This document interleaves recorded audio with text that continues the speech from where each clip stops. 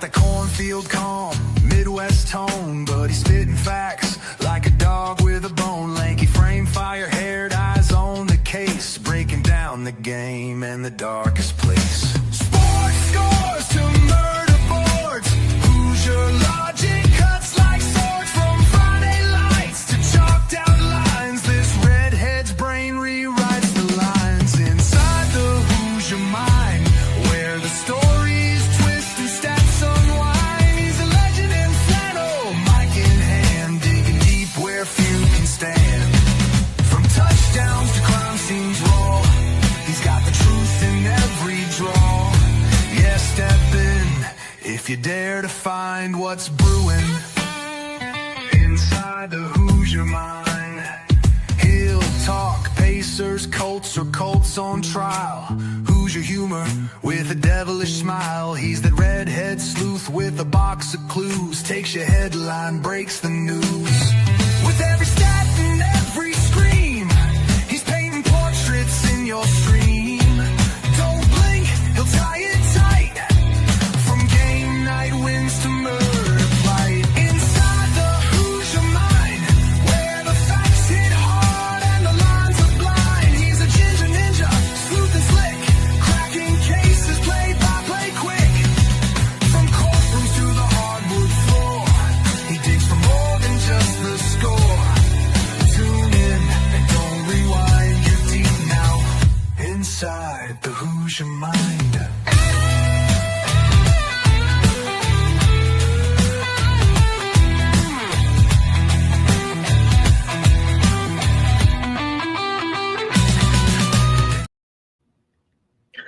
All right, what's up, everyone? Welcome into Inside the Hoosier Mind, brought to you in part by Military Broadcast Radio, helping give veterans a voice. I'm here with two fantastic gentlemen. Gentleman by the name Porter Hayes, who's been on the show, co-host of the Hawg Talk podcast, talks about everything that is Arkansas. If it's a sport in Arkansas, he's cover it. And then just north of that, all the way at the top of that little strip there in the Midwest, we have Mike Hughes, the shy kid from Chicago. Same thing, except he covers everything that is Chicago.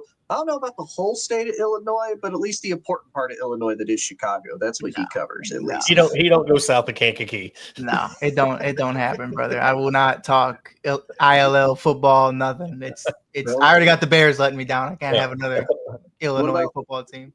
What about Northwestern? I mean, they're there. I mean, Northwestern's there, but with all the allegations lately about Northwestern, I would rather not be attached to anything Northwestern's doing. They're also horrible at football as well. So like you can't be a horrible person and a horrible athlete. You know, Tony, you and I said like in the NFL, you can only be one. You can only be, like Justin Tucker can miss all the field goals in the world, but once he's a shitty person next to that, you're out of here, bro. Yep. You're out of here. That's very true. That's very true. We have a special episode, though, because there's only really kind of two major sports going on right now. I know soccer is also going on in the rest of the world, but I'll be honest, every time I try to get into soccer, I can either never find the game or it's like 4:00 in the morning because they're playing over in like another country, which is fair because I mean, that's their time. They don't really have to play to ours. I'm like, I'm not getting up at 4 a.m. to watch a soccer game, but we do have the WNBA, who has obviously taken quite a bit of heat the last couple of years as far as gaining traction and whatnot. And the two gentlemen here on the screen with me are avid women's basketball fans. Porter, I'm sorry, I'm going to age you a little bit. He's got a little bit of years on Mike and I as far as following women's basketball. He has followed this for years, watching the women's UConn Huskies team be honestly probably one of the greatest sports dynasties across any sport, men's or women's, for as many championships and for dominant as they've been for a long time. And then obviously Mike kind of helped breaking the barrier too for a lot of the younger generation getting into the WNBA women's basketball and whatnot. And so Porter brought up the idea of why not do a show together and why not ask probably a question that doesn't really get asked for women's basketball, but who is the GOAT of women's basketball as it stands right now? Because I know for a lot of people, you know, they may not follow it a whole lot. Maybe they only kind of follow the big names. But obviously the biggest story and the biggest name a lot of people follow today currently, obviously is Caitlin Clark, whether it's to see her succeed or fail. Then the other name that gets unfortunately a lot of hate because a lot of people want to see her fail is Mike's girl, Angel Reese, who, again, I know, you know, Porter and I talked about it. Mike and I have talked about it. She doesn't deserve all the hate that she truly gets for that. but Porter, I'll let you kind of start though. Who would you kind of consider as the GOAT of women's basketball from what you've seen out of all the years of watching women's basketball?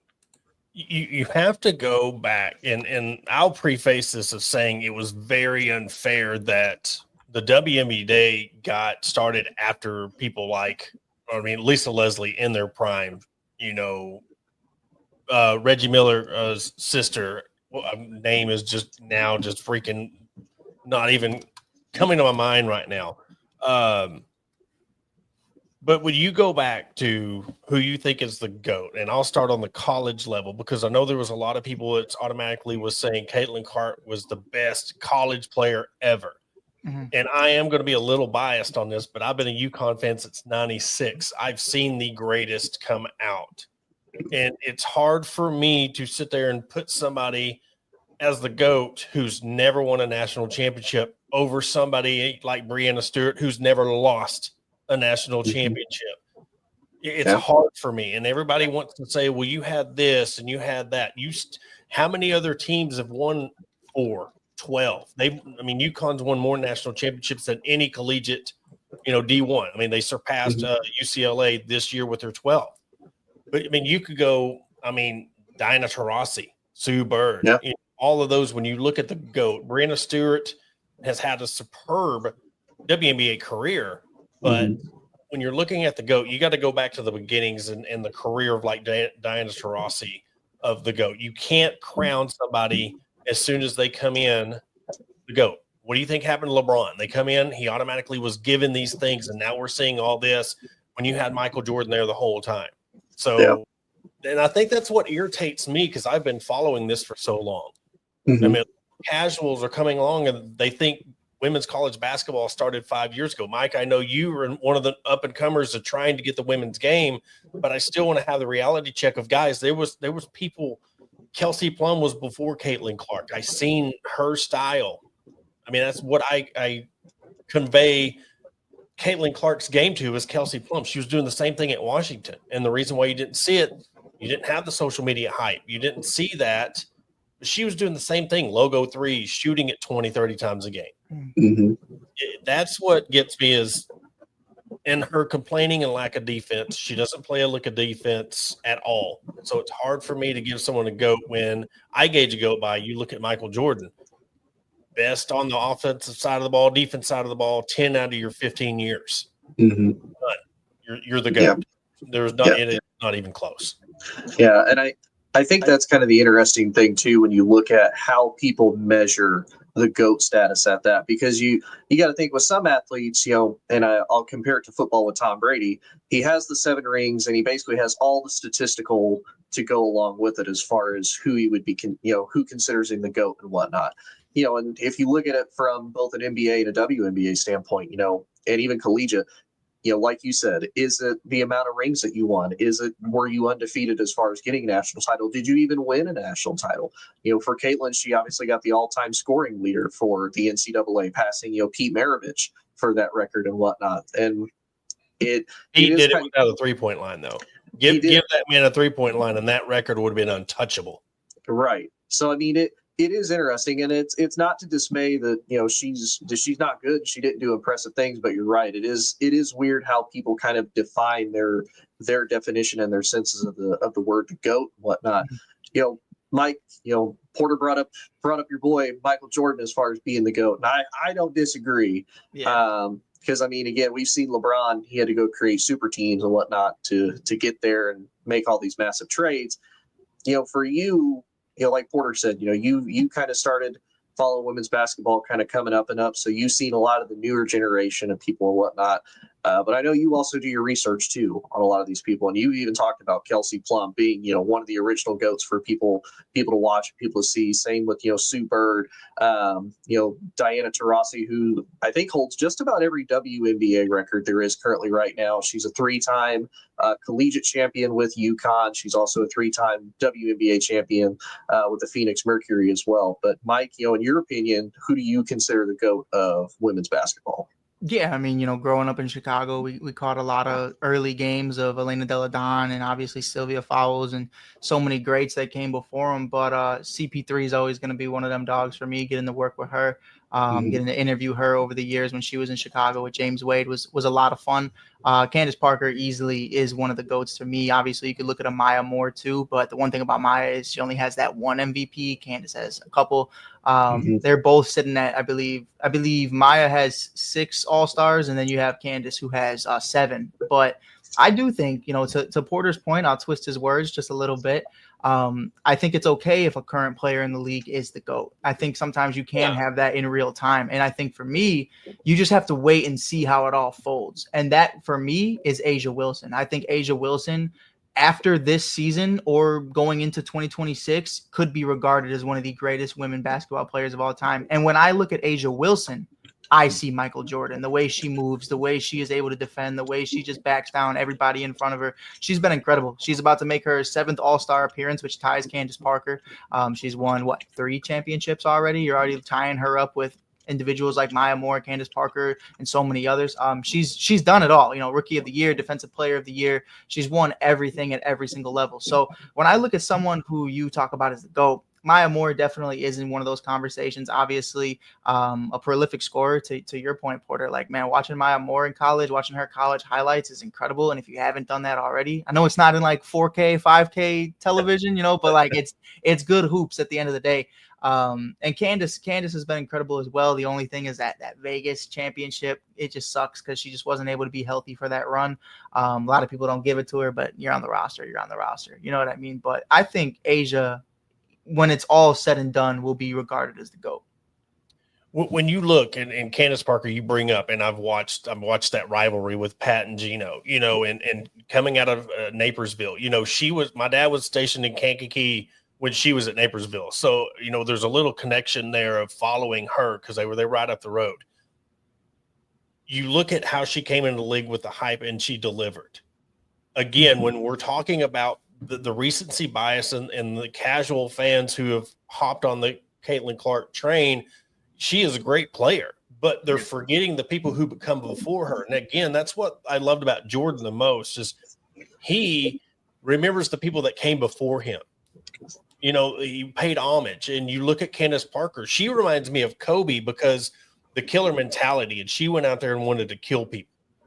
That's her, what she did her whole career. She did it in college. She did it in the WNBA.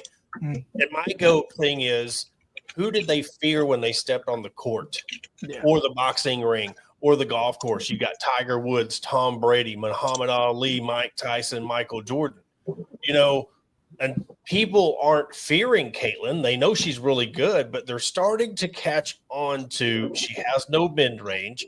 And there was a guy that broke down a great video of, you make her kind of go to the left and you get her out of her rhythm. She can only go one way and create shots, or and I know this is going to catch a lot of flack, she does a lot of pushing off to separate herself to get these open shots. So when you go out there and people go to the basket, Paige Beckers this year, I watched her at Arkansas freshman year come in on a sprained ankle and had that killer mentality, and she tried her best to will herself to a win. Arkansas that year had a girl named Chelsea Dungy who did the same thing and scored 34. It took her scoring her career high to beat that UConn team. But there's a lot of things with Paige is they think just because she's from UConn, you have all these surrounding factors, but you don't have that. UConn went on that big drought. They're not the UConn, and they made that statement. A'ja Wilson, all this stuff going on with Caitlin Clark. She's like, hold on, I'm here. And this year you're averaging 21, 9, and then 2 steals a game. I mean, you're making a statement of I'm still here, but you're producing the points, and then you're walking the walk and talking the talk at the same time. Yeah. So here's the question I want to point to you guys with talking about that, and I wonder if this maybe plays into the fact of why a lot of the young generation gives Caitlin kind of more of her flowers. And I mean that because if you look at all the players that have come at least the last few years out of LSU, out of South Carolina, out of UConn, I think people realize that those 3 teams they can't really name a whole lot of players singularly off of that besides Paige, because she kind of got a little bit more of the media attention. Same with like LSU with Angel, Haley Van Lith, and whatnot. But people realize that is more of the team as a whole is completely stacked. If you look at that Iowa team and you take Caitlin Clark off of it, how many players can the average fan kind of name after that once Caitlin leaves? And realistically, when you looked at it, much to Porter's point, when you stopped Caitlin out of her rhythm, when you stopped her out of the thing that she couldn't do, which is what South Carolina, what LSU was able to do against her, it was okay. The rest of the team is shut down. Caitlin can't do anything, so this Iowa team kind of flops. So do you think she's considered more of the GOAT and gets more of her flowers because people kind of viewed her as like the one woman machine that really pushed Iowa forward, whereas all of these other girls, like you said, with Paige coming out of UConn, oh, you're supposed to have all these things, when realistically she could have other teammates that she could rely on, that if she's not having the greatest game, she can fall back and, okay, I have 4 other women on this court that can kind of back me up and either play more defensively or be able to get in the paint, get the rebounds and whatnot that I'm not able to get, at least. I think that's 100% what it is at the end of the day. Like, and I'm not a Caitlin Clark. I'm not going to say I'm not a fan, but like, I'm not watching every single game. I'm not watching the Fever. I wasn't watching the Iowa. Gamecocks, go Gamecocks. Only for women, only for women's basketball. I'm rocking with Dawn only. That's fair. I'm always rocking with Dawn till the day I die. But, I think for me, it really comes down to watching who she went up against. You know what I mean? Like, I know we talk about Haley and Angel, but there was also Anissa Morrow, and there were so many other amazing players on that LSU roster, along with Kim being an incredible coach at times, and Flage and so many others. And then when you talk about Dawn Staley and anybody in South Carolina is doing, that's not even just me as a fan, but when you're playing against Iowa and Caitlin Clark's the star, but you really don't have a legitimate center, and you're playing against Aaliyah Boston or Camila Cardoso in the national championship, it's hard, man. I mean, those are some damn near 7-footers. You know what I mean? Like, they're insane. And to your point, man, it's no disrespect to any of the women that played in Iowa, but like, we watched their game translate into the WNBA. I believe, I forget her name, the center ended up going to the LA Sparks, and she really hasn't done anything. The girl from Stanford, Brink. Mm-hmm. It's just not Brink. She was on Iowa with Caitlin Clark. Oh, yeah. Her name was, I think it was Madison or Maddie. Heichel, or I think it was Hannah Heichel or Hannah Steichel. But it's just one of those things for me where it's, those rosters just weren't great. And I've been to Iowa several times covering the Iowa Cubs, and I caught a few games of Caitlin, and it's like, man, it's different, man. It's different when she really takes over. So you got to give her flowers where they're due, because she really is able to just take over a game.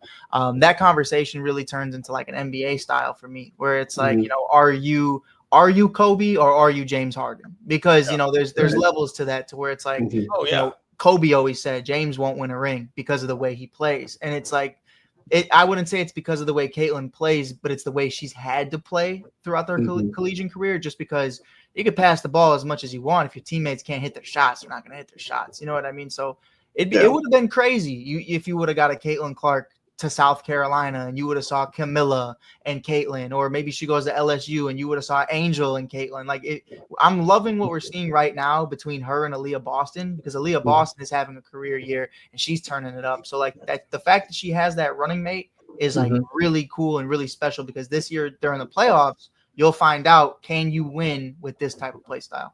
Yeah. And I was getting ready to ask Porter, kind of to Mike's point with that, do you think because of her kind of being that one person act in Iowa as she came to the WNBA, because you notice at first, at least the first half of the year, Mike and I talked about this before, she really struggled that first half until kind of that all-star break. And then when she came back, it was like, okay, she re-looked at how to do this, how to play kind of more of a team ball, team effort. I think they got used to her. She got used to everybody else. And now she is able to have that. Do you think that's also played kind of into a factor too of, now people are kind of seeing, all right, she was bad at first because she wasn't used to it. Obviously, there's a lot of the speculation and whatnot that most of the WNBA kind of hate her because of the popularity and the attention that she is bringing to the WNBA, which I get that they're maybe jealous, but again, eyes is eyes, and it's still viewership is viewership. It's still beneficial. May not be in the most positive way, but it is beneficial. Do you think that's something that plays into the effect because people now see, okay, she's the GOAT because she was good in college.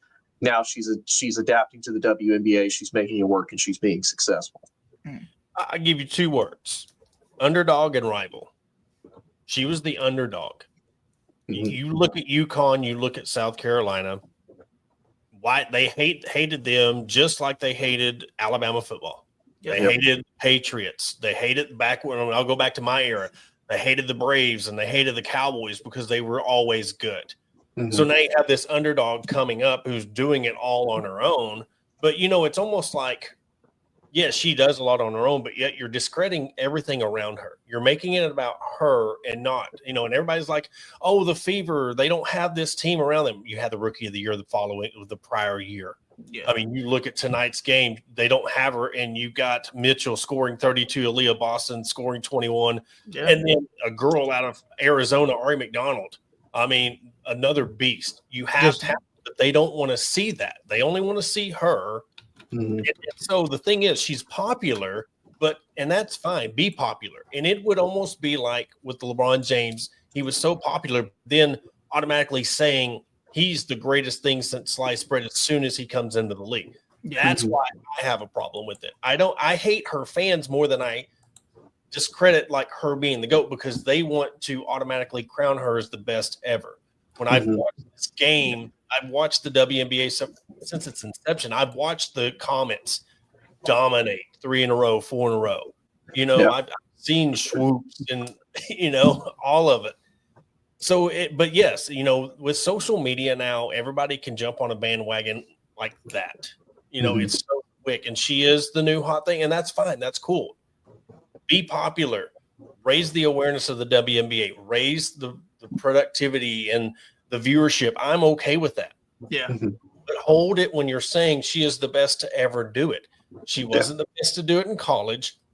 And that when you already set me off like that, saying she was the best thing in college, no, she's not.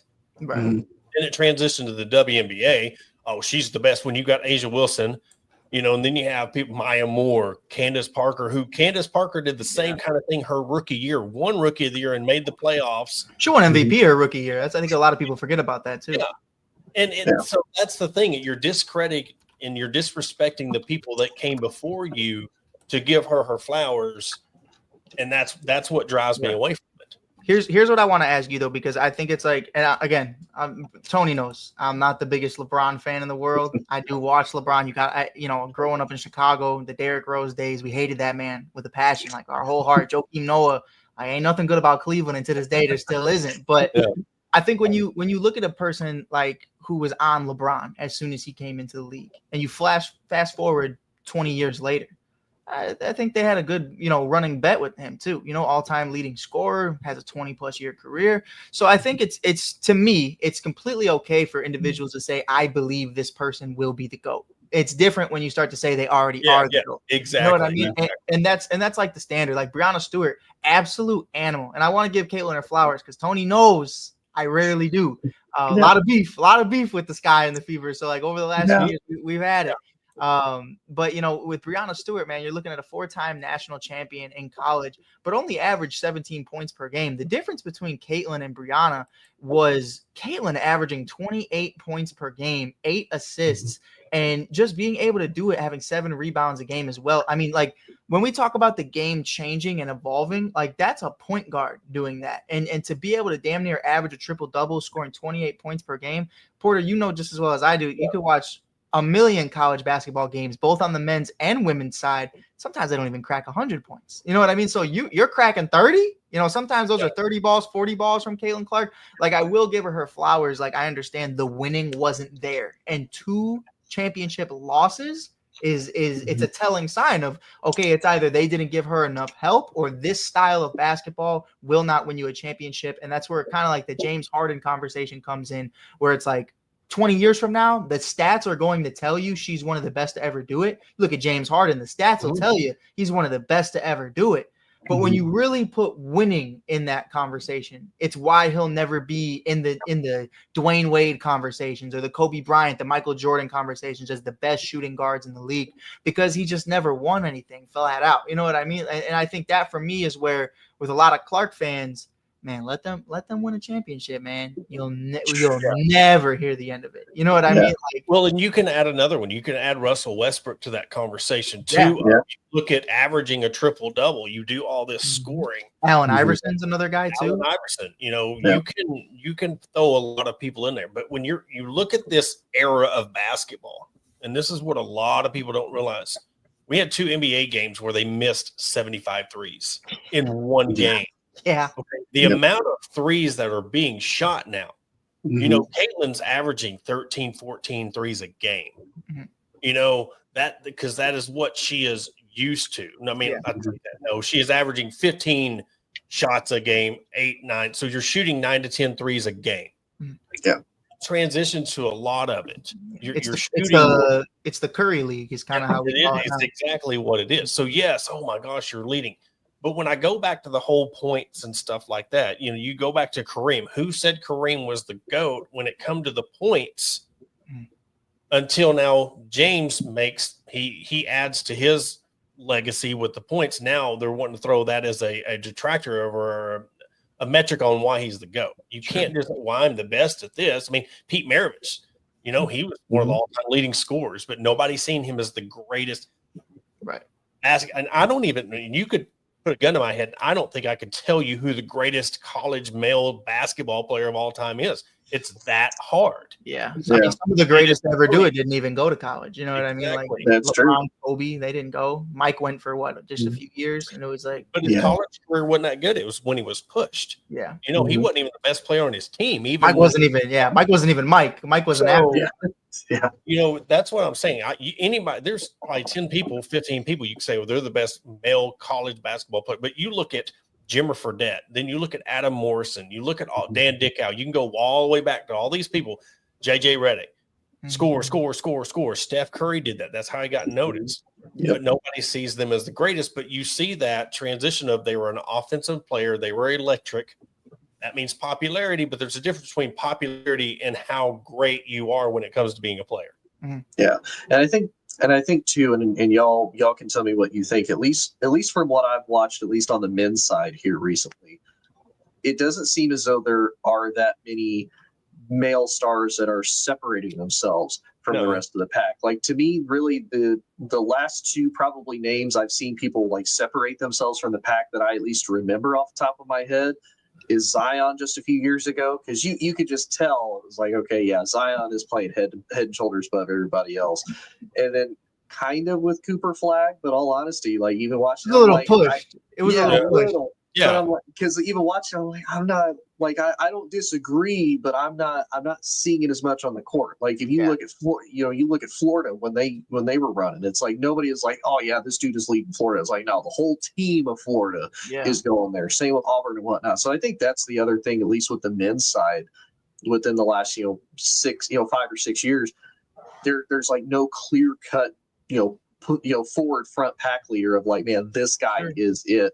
And I think with women's basketball, with Caitlin and whatnot, I think that's where people shifted that focus of now we have somebody that is head and shoulders, quote unquote, above everybody else because she's got the scoring title, because, again, kind of comparing her to LeBron and whatnot, she's carrying a team to the finals. Yeah. She just can't close out with that team because she's one person. And they're shutting her down as well as the rest of the team down. So we'll bring Michael Jordan back into this. Mike was Mike, and then Phil Jackson. Hey, look, we're going to run the triangle offense. We're going to have you tone it down a little bit, and we'll win as a team. But he still led the league in scoring 10 times. Yeah. But even he had to scale it back. But he was willing to do what it took to win a national championship. Oh, yeah. And you've even seen instances where Caitlin Clark's been there. Somebody else gets a shot, and she's just flailing. She feels like she has to do it all on her own. Mm-hmm. But, I was going to bring up another point. I mentioned the underdog thing, but you're talking about the rival. And you mentioned the Angel Reese, Caitlin Clark stuff. You need that in that. She is the underdog. She was the underdog. Now everybody's on her side. Mm-hmm. And Angel Reese is now the sacrificial lamb of being that rival. And and not every game transitions from college to pro. She is a great rebounder, great player. But look who she's stacked against, Asia Wilson, in the same, you're the same position. But look at Haley Van Lith. Look at all these people that you see their highlights. We can cut up this podcast in 20 different sections, and they're going to look at it. Damn, that was a good podcast. And then they watch the long form version, like, well, it was kind of mid. Yeah. So you watched Haley Van Lith and these highlight Paige Beckers when she was playing at Hopkins, and used Cooper Flagg, Chet Holmgren, all these guys. You're seeing their clips. You're seeing highlight films. Yeah. There's where the popularity comes. And then guess what? When that fades, I'll give you another. Mac McClung. Dude was a baller in high school. He went to Georgetown, was averaging 27. And guess what? He wanted another round of those commitment videos. Then he goes to Texas Tech. Dude's a G League player, and they're bringing him into the slam dunk competition to get that. He's getting the clicks. He's getting the views. Hey, shout out Mac McClung. I did not expect that in this podcast today. Shout out Mac.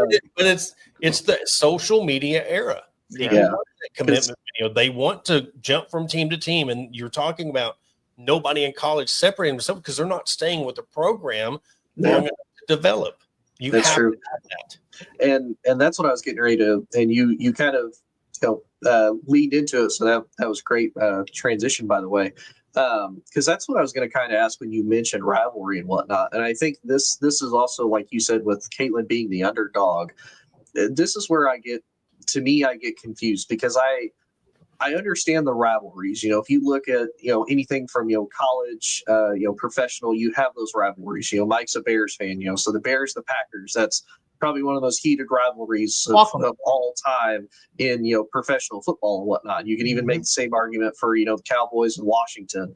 College, you can say the same thing between LSU and Alabama, and Ohio State, Michigan. Michigan State. All of these huge rivalries. Yeah, and it's weird with women's basketball, and I know, Porter, we talked about this. I know Mike and I have talked about this. I still kind of compare it to like the WWE of like this whole face and heel thing. They portray Caitlin, like you said, this face underdog that is going above everything that she's supposed to. She's beating these teams she's not supposed to, and then she goes up against this big monster juggernaut that is LSU, that is UConn, that is South Carolina, the big bad bullies and whatnot. But it seems as if the only person that they focused on, and much to your point, Porter, I think mainly it's just because of social media, and I don't know what it was that set the internet ablaze about Angel Reese. But it's the gesture. That's what started it. Yeah, and it's funny because if you kind of look over the last 6 years with the titles that LSU has won across the different sports, Joe Burrow did it. Nobody hates Joe Burrow that way. The LSU baseball teams have done it. Nobody hates LSU baseball players, or at least that I know of. In those baseball games, the gestures in college baseball games are insane. Christian Moore, oh my God, Christian Moore. Down to the SEC, you'll see some. You come down to SEC baseball, you'll see some shit watching college baseball. It's crazy. Yeah. But we're getting 12,000 at the college baseball stadiums here in the SEC. It's nuts. But it's crazy because I feel like that rivalry between Caitlin and Angel has transferred over. And I don't know if it's because, again, like you said, the hand gesture, the fact that Angel did win a title. And I think this is the other thing that people hate. And again, it's just haters being haters. That run that Angel did for that national title with LSU, that was probably some of her best work for her career. I mean, she's 23 and 10. Yeah, 23 points a game. I mean, what is it? Almost 15 and a half. Rebounds per game. So I mean, she was doing great. And I don't know why in particular with men's basketball and especially Angel, everybody is like hyper focused on we have to just hate this poor girl no matter what she does. Yeah. Like you said, she's probably one of the greatest rebounders, at least, in the WNBA history and whatnot. And she's only in her second year doing that. And people, of course, are like, well, she can't make the shot. We're not saying that she doesn't have stuff to work on. Right. But much to your point, they're not saying, well, Caitlin has to work on playing defense. Caitlin has to, adjust her game. So, where do you think like the just hate for this comes from? I think Because that's really my big question.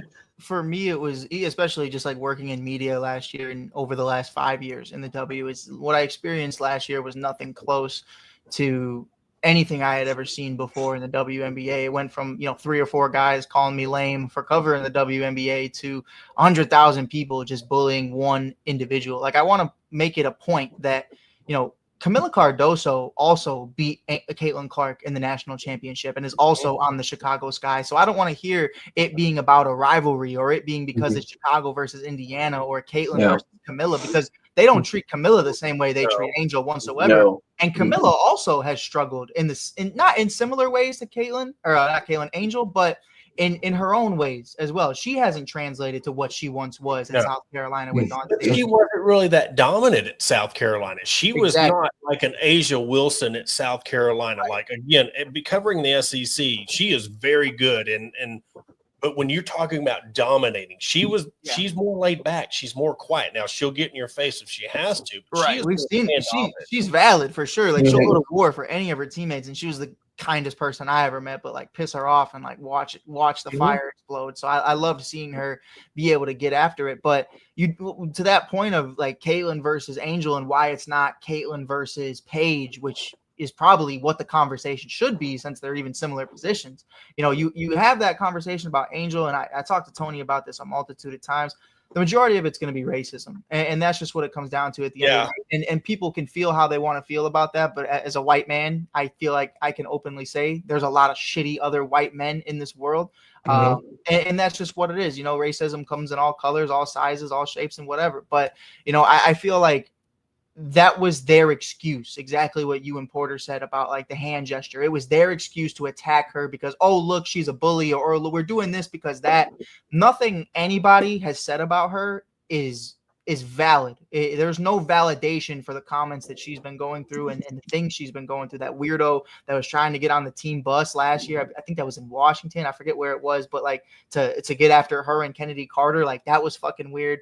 Like there's no excuse for it, but I just think like the only reason it's focused towards Angel and not Camila or anybody else is specifically because of that moment. I know Joy Taylor talked about that the other day, that like there wouldn't be one without the other without that moment. Like people forget Caitlin did that shit first. And whether you want to say it was towards her teammate or towards someone else, I don't care.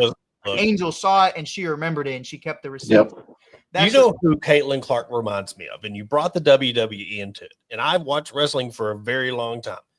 When you had the tag team match and the ref was blinded and you had the guy on the turnbuckle sitting there hitting the guy, and then the ref comes to and they throw their arms up.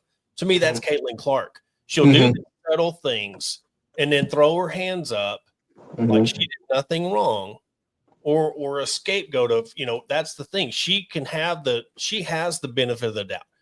This is another aspect of there's attitude with this rivalry. It is absolutely 110% a Caitlin Clark versus Angel Reese deal, because you have the flamboyance, the attitude of Caitlin Clark, and then you have on the other side, they're the same. They have the same personality. Two alphas trying to, and yes, Caitlin did do it first, and then you see the whole thing with the bump and that turned into the fight. Caitlin sit there, push off, and then all of a sudden, whether it was an inadvertent, poke or whatever, and then the girl comes in and bumps her. Okay, that was wrong, but whatever. Sophie, she didn't go after the girl that bumped her. She didn't want to go up against the person that she didn't want. Porter, let me tell you something right now, man. Let me tell you something because Tony's gone.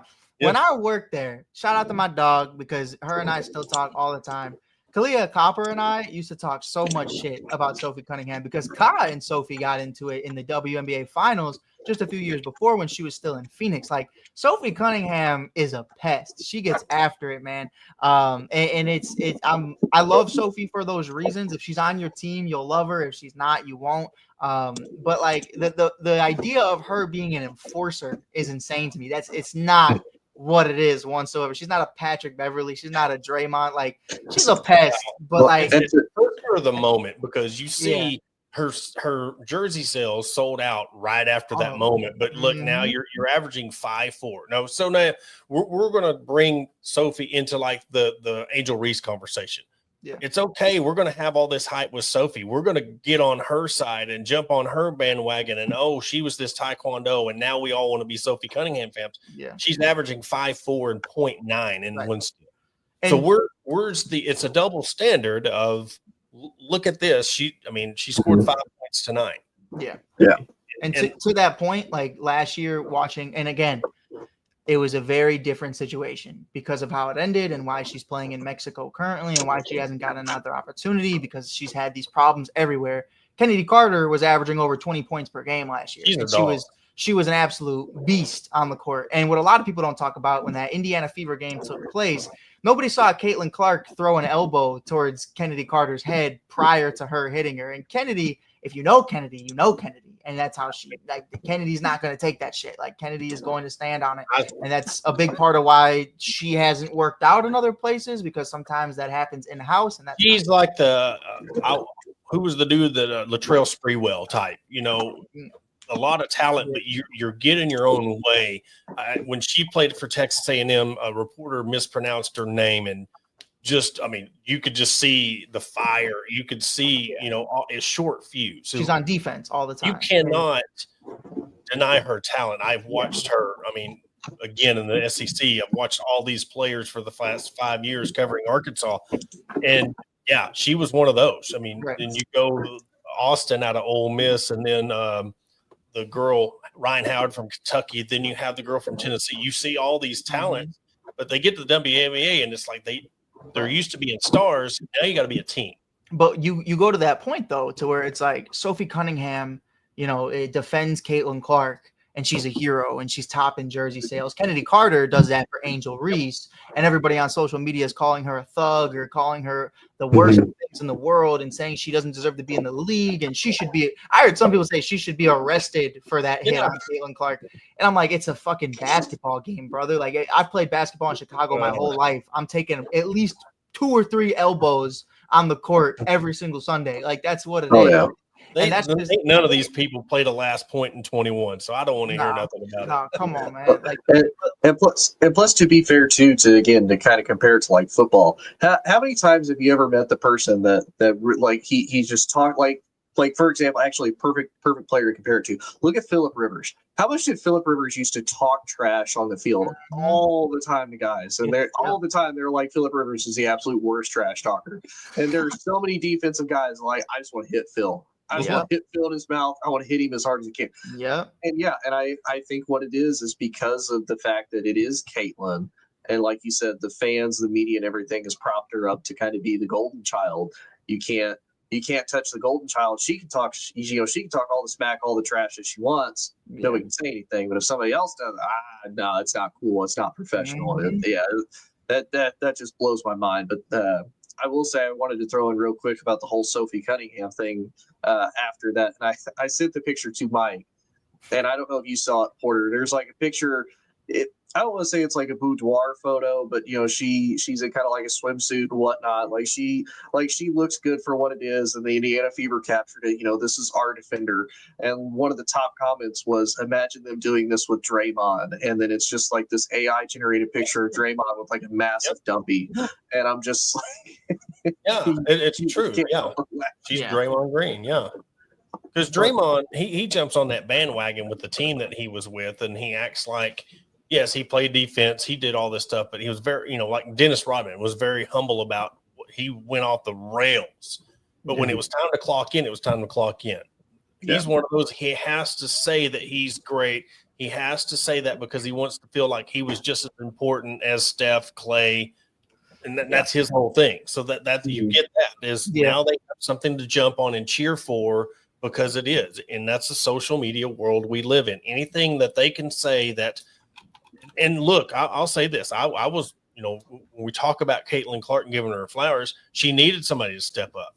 I was tired of seeing her you look at what Michael Jordan went through with the bad boy Pistons and all them. You needed somebody like Horace Grant, Charles Oakley to come in and get there to play for him and have his back. And she did because she was getting thrown around, whether it was her fault or not, or what. It's still you are putting. Oh, for She sure. is getting hammered. You I know. watch a lot of Caitlin Clark games, and what I always find super interesting is, especially when you look at the comment sections. I'm a Caitlin Clark fan before I say anything. I watch Caitlin Clark. I've been watching her for 5-6 years now, but Caitlin talks a lot of shit during the game, and if we could get Caitlin mic'd up for a single season, you would understand why she gets hit the way she does. I'm not saying it's deserving to get thrown on the ground, but there's welcome to the league moments, and then there's just this motherfucker pisses me off. And she pisses people off, not only because she's talking shit, but just like Larry Bird and Michael Jordan and so many greats before, like you're watching. Diana Taurasi was a huge shit talker. You know what I mean? And I think, like, for me,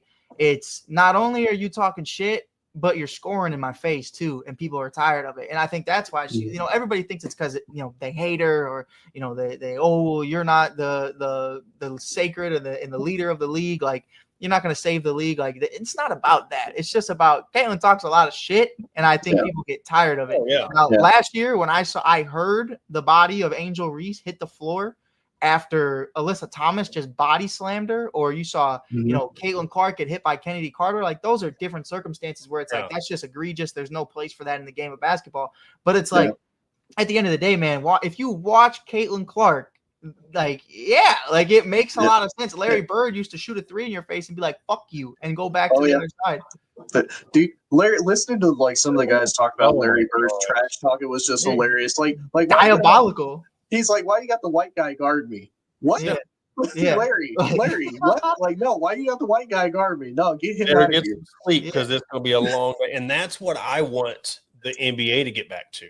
Right. That's what I want. I want them to hate each other. That's what gets me about this whole.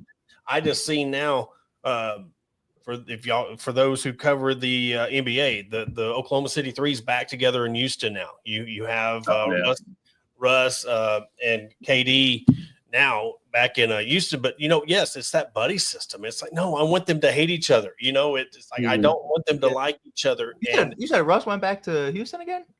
Yep, just now, breaking news. Yes, wow. Harden, Russ, and Kevin Durant are playing for Houston now.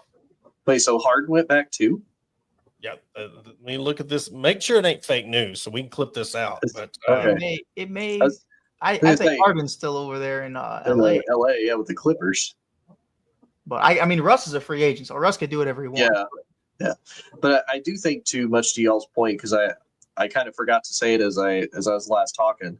I think what the other thing that really makes a lot of the WNBA players mad with Caitlin is not just the hype up of, you're not going to come in and save the league, like, being handed the GOAT title and whatnot. I think it is also the outside noise of the fans too, because you got to think of, like you said, like we talked about pretty much the whole episode, giving other women their flowers and giving them their credit of what they've built and what they've got the league to right now, and the accolades that they've accomplished and received.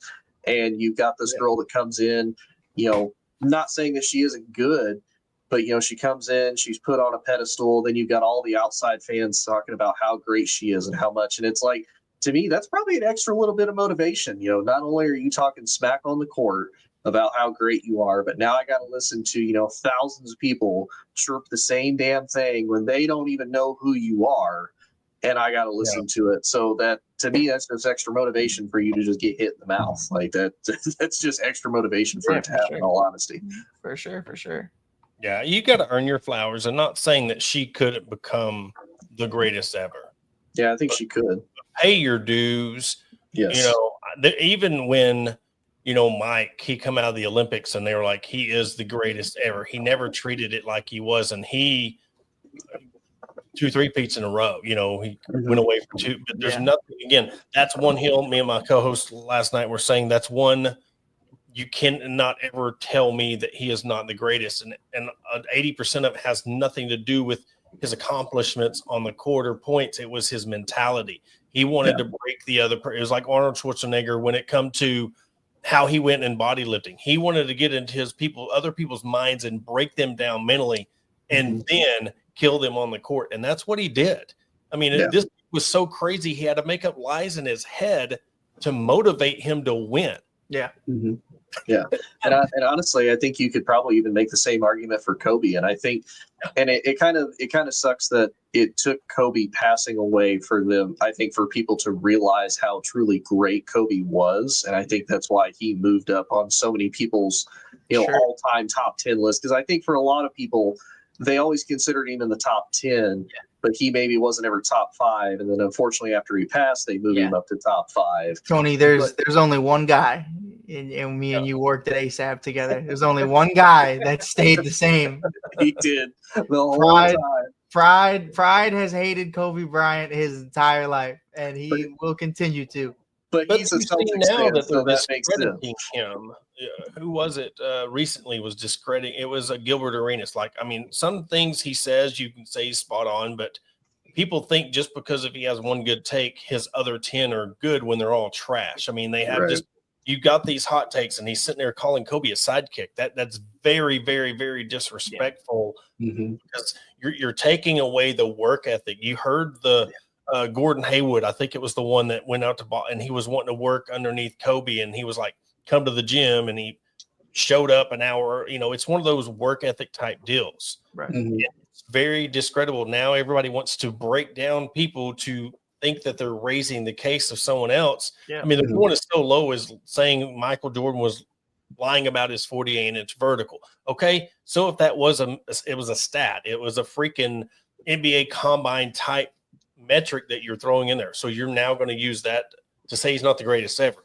That's the lows that these people are going in this campaign that LeBron's going on about rings don't matter when you spent your whole career chasing rings. Now you want to say it don't matter. Again, now I got Kobe over LeBron because of that. Yeah. Because generally you want to say that you're the best. Now I put you at 3. Kobe's ahead of you now. Yeah. Well, not only that too, but it's hard for him to, and I think he mainly says it, and I could be completely and totally wrong. So if y'all feel that way, please tell me. I think he honestly feels it because he's at the age he realizes, he's coming to the end of all of this, and the likelihood of getting another ring, that window is very, very, very small of being able to do that. And even if he does, he's going to finish with 5. Like you said, Michael Jordan has 6. If he really wants to get technical, and I know, we talked about at the beginning of the show who people kind of consider the GOAT of each and different sports, is it the matter, is it the number of rings that you have? Is it the number of statistics that you make? Because if you want to go by number of rings, purely that, Bill Russell, who just passed away, had 11. Yeah, 11. And ain't nobody touching that. Like, realistically, I want to ask y'all this, and this is a thought that we've all followed sports. And it does have to do with rings, but the word dynasty comes to my mind. What other greatest of all time has ever not been a part of a dynasty? Yeah. What dynasty has LeBron been a part of? Can you call the 2-year championship that he did at Miami? Do you call that a dynasty? What are they? They went to 4 finals or 3 finals? I think 3 for sure. I know they lost to the Mavericks. So you lost to Dallas, then you lost to San Antonio. Yeah. But like to that point too, though, like I for me, this is where I come from as someone who grew up with LeBron James. I was like 3 years old when LeBron came in the league, so I really don't know a world without him. I'm still getting used to a world without Tom Brady. And Tony and I said that last week, or earlier this week, where it was like Rodgers is gone, and I'm looking at all these 25-year-old to 30-year-old quarterbacks, and I'm just like, it's not the same. Yeah, I'm like looking around like, any of y'all looking good? Any of y'all got a 20-year career coming? Like, it's rare. It doesn't happen a lot. And there are players like a Tim Duncan who is a part of a dynasty, 15-time All-Star, 5-time NBA champion. You're looking at a 15-time all-defensive team. Like, this is an absolute phenom, and no one talks about him being in the top 5 just because his game was a little different. For LeBron, I think what you're seeing from LeBron as a kid become a man. And that's where I'm at with it, because when he came into the league, there was a lot of cockiness. There was a lot of, I have a certain kind of group of people around me all the time, the entourage, everything that came with it. When he used to be at the WWE games with the flip phones, and it was like a huge thing. Like, and I'm not going to sit here and pretend like I knew what it was to have a flip phone. My first phone was a BlackBerry, but I'm not too young. But I think for me, Porter, you might call it the biggest load of shit you're ever going to hear today, but I think you're watching LeBron realize, like, damn, the game is closing on me. And instead of ring chasing, I think you're just enjoying the moment. You know, you're playing alongside your son, whether people agree with that or not. You're playing alongside your son. Yeah, I get it. Crazy. I get that part because we've seen that with the Wizard years and Jordan. But do you think he genuinely means that when he says, because that's where I'm at, is like, okay, I think he's kind of like Thanos after the snap. He's kind of like, man, I'm just chilling. You know, I'm just here now. Or do you think it's really in the back of his mind, like, I didn't get enough rings as I should have? I think it's that. Well, I think that has something else to do with being a competitor. I don't think that has anything to do with the GOAT conversation, because everybody wishes they would have had more. I mean, you look at Jordan. What if he would have never retired? Or I think they could have just got one. Look, what do you think Stockton and Reggie Miller and Karl Malone and, you know, all AI, all these people, they wish they had a one ring. Yeah. So yeah, I think a lot of that. But what it is anybody else in the world that has ever played NBA could have said what he said on that podcast with Steve Nash. But for every ruler, there's an exception, and he's that exception because he made his career out of that. Now, but then you're going along with, well, I want a month off between the playoffs, and rings don't matter, and you know, these things that he is saying contradicts himself in these I've never seen somebody lose credibility as much when it comes to their legacy off the court than what he is doing.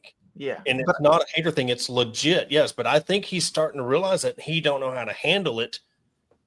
And I don't know if he believes or not, but it's what he's saying is what, like, whoa, you know, of all people, you can't say these things because this is how you wanted your legacy to be. Right. You called up Dwayne Wade when you realized you couldn't beat the Celtics or whatnot and go to Miami. Yeah. So that's the way I see it. That's just where my thing is, though. Like, I've told Tony this, and it's a head scratcher. And I'm from Chicago, man. I'm a diehard Bulls fan, but MJ lied to y'all face, and he didn't lie to mine. I wasn't even born yet, but he lied to everybody in Chicago's face. I will never play for another coach other than Phil Jackson. Yeah. And here you are in a Washington Wizards uniform. So, like, everybody's full of shit at the end of the day. I think everybody kind of just does their own thing, man. And, like, not to make an escape for, you know, LeBron, but, like, it's just definitely one of those things where I think your mentality just changes as you get older. You know what I mean? Like Kobe talked about, like, damn, like he started loving being a girl dad so much. He's like, I kind of focused way too hard on the rings for a period of time. And, you know, his relationship with Vanessa and how there was some complications there for quite some time. And you watch that mentality change. So I'm not making any excuses for Bron. I'm not a Bron fan, but it's bring up a great point, because you can go ask any CEO of any company. You can go ask any of these millionaires, billionaires that you see on the street that have sacrificed their family life to make their work life and their career so successful. And I guarantee you that they would take some of it back to have more time with the family or not focus on these things. Because in the end, you have so much money that you're never going to spend, or so much success, it only gets you so far. But yeah, when you see your kid in the NBA and you want to play with him, of course, being a dad, how many of, you know, my life changed when I become a father. You know, my life changed again when I become a stepfather. You know, your life changes. So, you know, I'm not a total asshole when it comes to LeBron James. It's just there's things that say you're like, you wish it's a little flip floppy. You know what I mean? Exactly. So here's my question on it. And again, it's not to discredit him or give him a way out. Sure. Do you think it's almost kind of to that point, because he's coming to the end, because you've been one of the best competitors the game has ever seen for, 23 years of your entire career. This has been your entire life. This has been your entire focus. You're coming now to the end. And whether it's regrets, whether it's, is it kind of like a midlife crisis of, this is something I've lived for. This has been the biggest part of my life for the last 23 years, and it's coming to an end. And I'm not saying he doesn't know what to do next, because obviously we've seen him dabble as far as like the Hollywood films with Space Jam. He's talked about he wants to potentially own an NBA franchise in the future and whatnot, and do a lot of business decisions. He's built up his brand, he's built up his name. So he is following in like Kobe's footsteps of he is preparing for the after. But do you think for him, having been that elite guy, been that competitor for so long, now it's hard for him to get out of that mentality of, now I do fully have to move on and do something else. And to him, the rings don't matter as a result of that, because it's kind of over type thing. I think it's more so like kind of like I said earlier, not to like just continue to just be a record player, but like I think it's processing it and really kind of realizing like, okay, like the best is behind you. Like granted, it's still averaging 24 points per game at 40 years old, which is insane. But like, okay, like 21-time All-Star. You're looking at a guy who finished second in Defensive Player of the Year once. Never got that one, but many people feel different ways about that. Whatever, you know what I mean? But you're a 4-time MVP. You're not going to get a 5th. You maybe sneak one more championship in there. We'll see what happens with the Luka era. We'll see how that pans out. But I think it's really just like you're laid back. You're chilling, man. Like I think for LeBron, it's I've paid my dues. And I think, Porter, even if you're not a huge fan of him, and I'm not a huge fan of him, I think we can all sit here and agree that the torch was handed to him after the Kobe and Jordan era, and he held it well. You know what I mean? He held it well. And I think now it's kind of that time where you and I are still having this conversation right now because nobody else has grabbed it from him. And that's where we talked about earlier about the college guys. Like, okay, so who wants it? You know what I mean? Because everybody gets a ring nowadays. And that's the conversation about LeBron is like, look, in the Jordan era, it was just Jordan. And Jordan had to go fucking play baseball for Hakeem to go get 1 or 2. Like, and if he didn't, he probably would have won 8 straight. Kobe was dogging him outside of that Pistons series. But, it's just one of those things where it's like, in this era, we're watching Tatum get a ring, Giannis get a ring, Luka get to the finals. We're seeing all these different SGA just got a ring. We're seeing all these different faces of the league become the face of the league for a year. You got the Trae Youngs, the John Morants, who are all, Zion was supposed to be Zion. I still remember being in the hospital on morphine when I was sick, and I saw Zion's shoe explode on TV, and I was like, am I just super high right now, or did that just happen? Like, I don't forget how much we praised Zion. And there's so many, and now Cooper Flagg's in that conversation. I know it's a little long-winded, but it's like Bron's just chilling until someone grabs that shit from him. And Curry is in that same conversation. I feel like they both kind of just like split it to where it's like Bron has the torch. Curry was the face and a popularity conversation.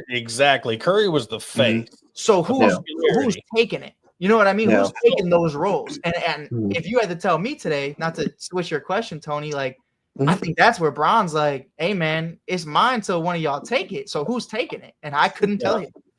Yeah, you can't because of that valid point. But Jordan took it. He didn't have it handed to him. I mean, he went and earned it, that Olympic, when he went up against – but the thing that's way, way back, people don't realize even before Jordan went to the league, he took college guys and went 8-0 against the NBA All-Stars. Yeah. I mean, and because he wanted to make a point that I'm the best. I want to be the best. But you are right when you're talking about he could be chilling because nobody's really taking it. But yet you've had so many other people try. Curry had his chance, and then he lost it. And I don't. None of it has to do with the Kevin Durant going to Golden State thing. Even after that, you still could have done something, win another championship. When's the last time they won a championship? So you can't even – I don't even put him in that kind of conversation because he's never been a leader. He's never willed a team to win a championship. He's used his team. That's what you call a true team championship. Yeah. He's never willed them to – I would say that first one and the last one, at least for Curry. The last one when Andrew Wiggins was your number 2 and Jordan Poole was your number 3, that boy earned that motherfucker. I'll tell you right. Yeah, and you had to bring Iggy back too because that's how Klay he Thompson. got his last one. Klay Thompson was hobbling around fresh off an Achilles ACL tear, both torn, and like the first championship too before KD. Like, let's be. I'm gonna be completely honest for me because Porter, I love you and I love everything you've said so far. I want to do more shows with you. Yeah, but I will not hear anything about that first Golden State team. That first team with him, Draymond, who was still at the time Defensive Player of the Year, and Klay, who looked like the second coming of Kobe Bryant at times. I mean, like you saw that was your two-way guy that allowed Curry to be Curry. I love that squad. And KD, I understand one might say they needed KD more than KD needed them. I don't care. But for me, it's like that Golden State dynasty, even without Kevin Durant, like they made their name for themselves, man. They did. I'm saying he made that moment with that first championship, and he could have went so much further with it. That was the point I was trying to make. But if Magic decided to go with Jordan, he would have took. You tell me right now if Magic Johnson in '93 didn't have the situation happen with him, and he was like, "Yo, Jordan, I want to team up with the Bulls." You don't think Jordan would take Magic?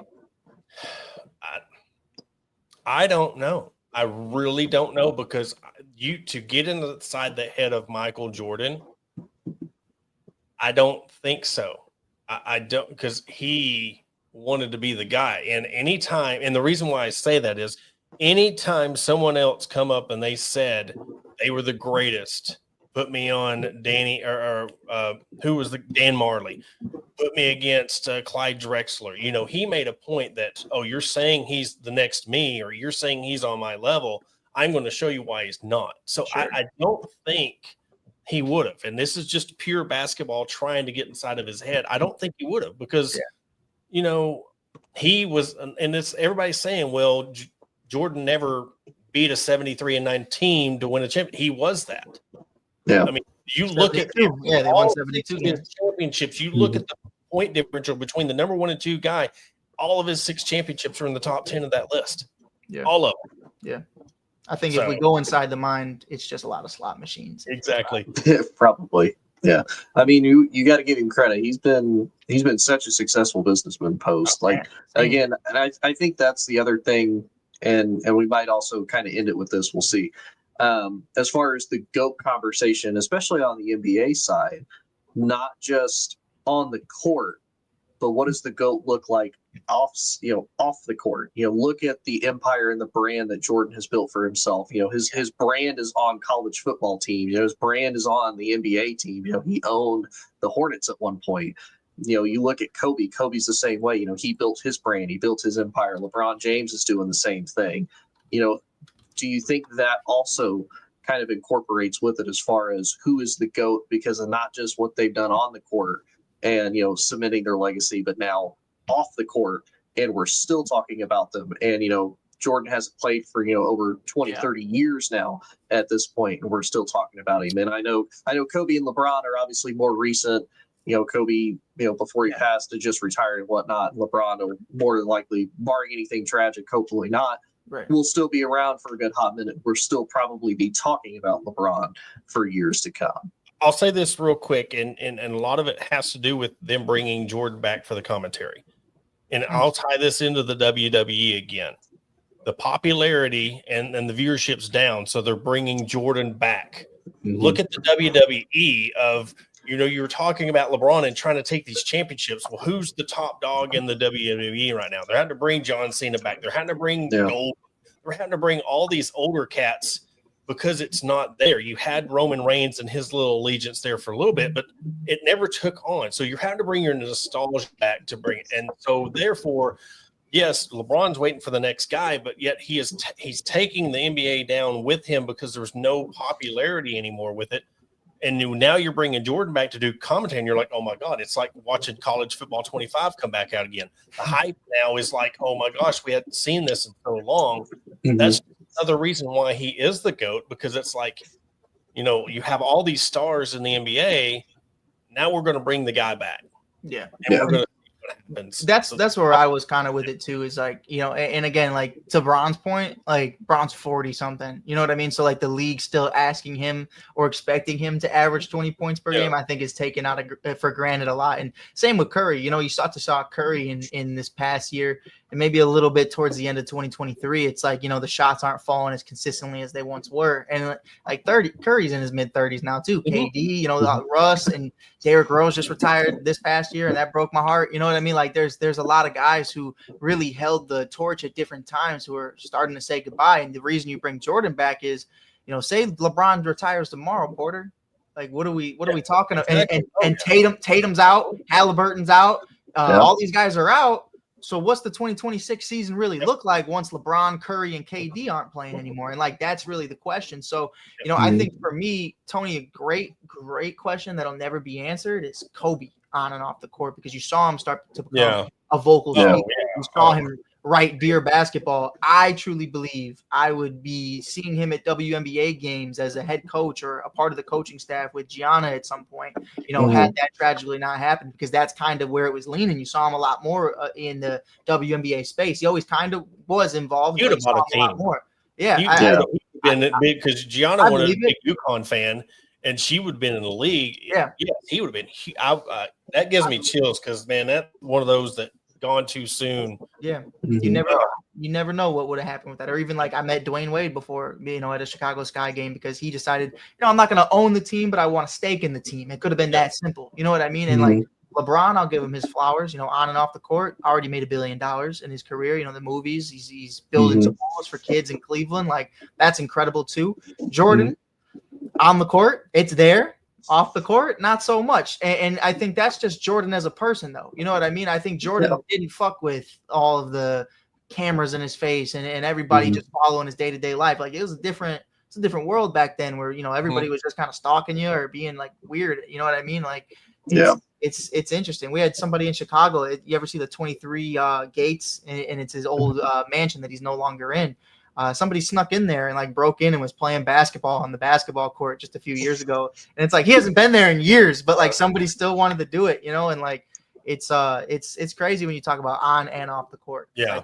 There's a lot of levels to it. Russell Westbrook might be doing a lot for OKC in the next upcoming years and how they're going to go about everything. So it's going to be cool to see what he's doing off the court and then from a fashion standpoint. So that's long-winded for me, but like off the court's hard, man, because like a lot of these guys, some are shitty people and others are like great people, but aren't But great. a lot of them have their own foundations. You like here in Arkansas, Isaiah Joe and Jaylee Williams played on the same high school team, played at Arkansas. Cool. Now they're on, they do a lot in the local community. And I think you see that with the basketball players is they'll do stuff for their town, but now we're seeing you could be at OKC and then next year you're here, your next contract.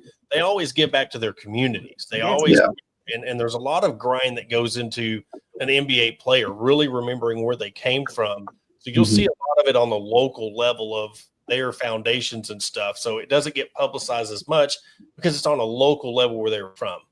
Yeah. For sure. And I mean, it's the same, I will say being even here in Indianapolis, Peyton Manning was the exact same way as far as, giving so much. I mean, heck, Riley's Children's Hospital is named after him as far as, they have a whole Peyton Manning wing, just dedicated to him because, he poured and funneled so much money into it. But no, I mean, I kind of felt like it was one of those questions as far as, people talk about the GOAT. And again, that's what I wanted to point out is all of these different criteria that people come up with, again, rings, statistics, accolades, what did you do? What have you not done? I felt like kind of off the court, may or may not also play a factor to that. And much to Mike's point real quick, who kind of takes the torch next? Because, all these big brands are kind of leaving. And I even saw a thing, and I could be wrong statistically, it was like the same 8 teams won the championship for like 30 years.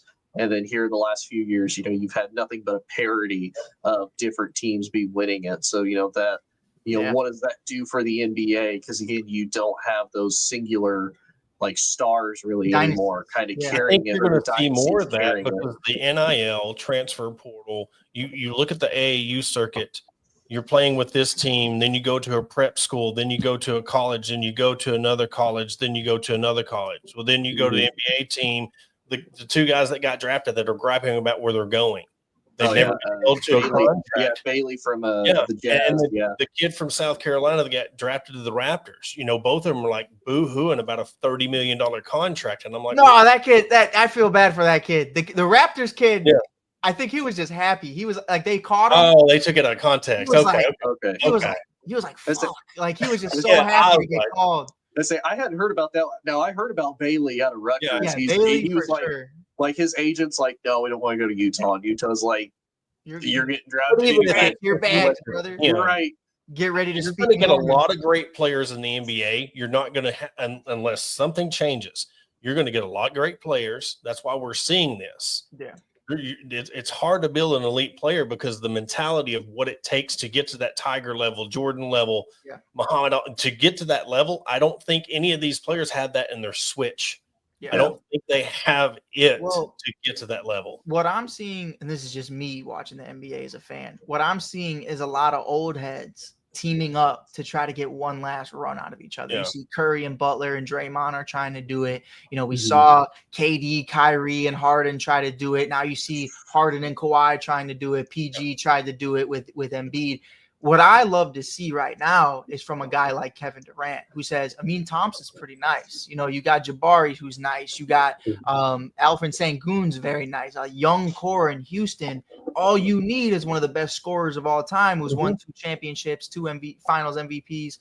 You bring in a guy like Kevin Durant, you might see the Rockets go on a little run, maybe make things interesting for an OKC over the next couple of years. Like that's stuff I want to see. Is I want to see the vets start to team up with the young guys instead of it just being like it really, you know, we talked about the banana boat in the 2010s where it was like Chris Paul, all these other guys are in there in the boat with LeBron and like they're all buddy seeing who's going to team up where, Chris Bosh, Dwayne Wade, and like that's cool, but like when you start to see as the contracts start to change, because that's the problem. You're not going to see Zion team up with Trae Young because they're locking down deals with their teams. They're giving 10-year deals, 10-year deals. And like, that's the main problem for me right now is when we talk about free agency, it's never crazy. Like I feel like free agency 10, 20 years ago, there were summers where, man, I still talk about Porter to this day.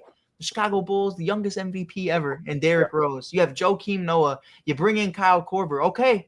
You got a chance. LeBron, D-Wade, Melo, Bosh, who do you want? And the Bulls were like, Carlos Boozer. And I was like, what the fuck? But like the fact that all of those guys were free agents, that's fucking crazy. And like, I feel like now guys are signing contracts in the middle of the season. Guys are signing contracts 2 years before they're even going to be up for a contract. Like you're not seeing that same kind of movement, I feel like. Well, they're getting these max contracts where they can only afford.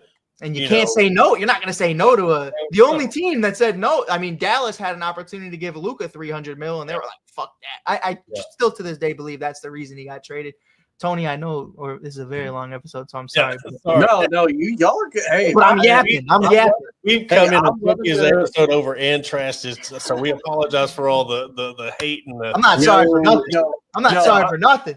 I say, Mike's like Conor McGregor over here. He's double champ. He does what he wants. But start chopping this up. I want, But no, I mean, I appreciate. I love and for anybody who doesn't know, Mike Porter and I have never all done a show together. So the fact that we just never met Porter chemistry, the fact that we had the chemistry and just made it work and whatnot, and this was kind of a last spur of the moment thing. Hey, I'm more than happy about it.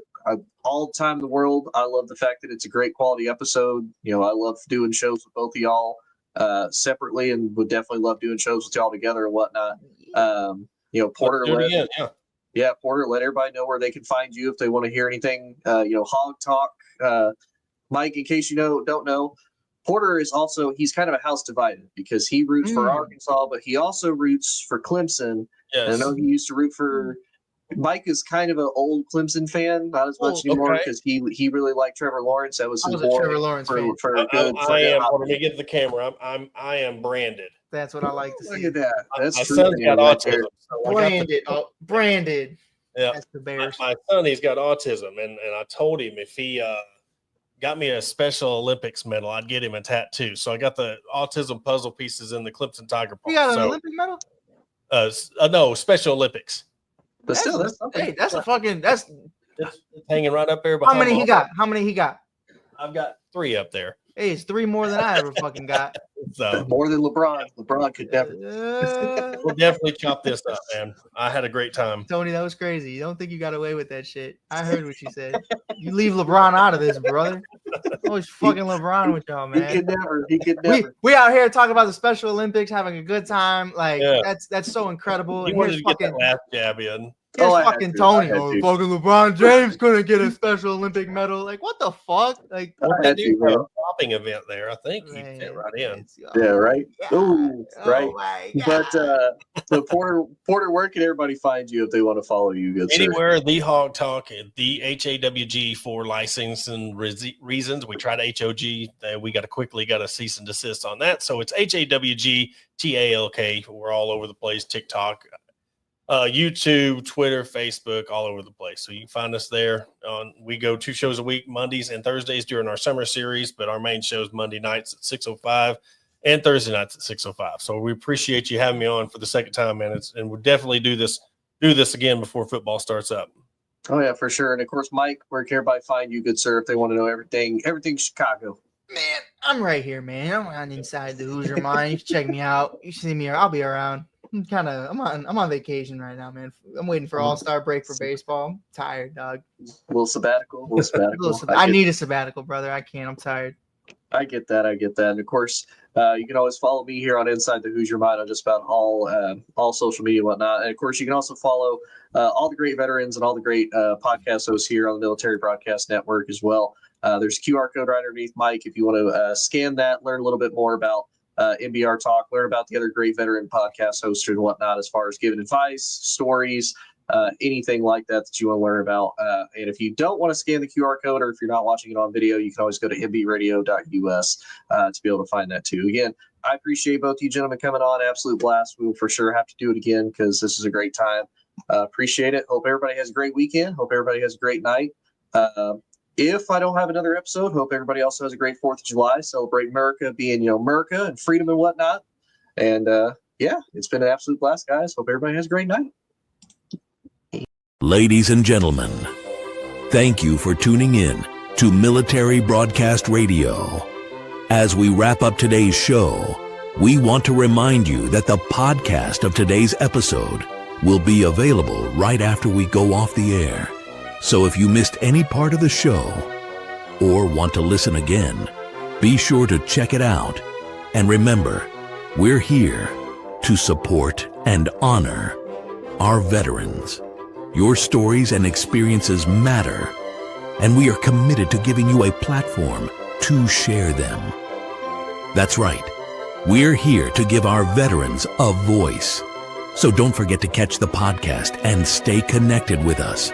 Giving our veterans a voice.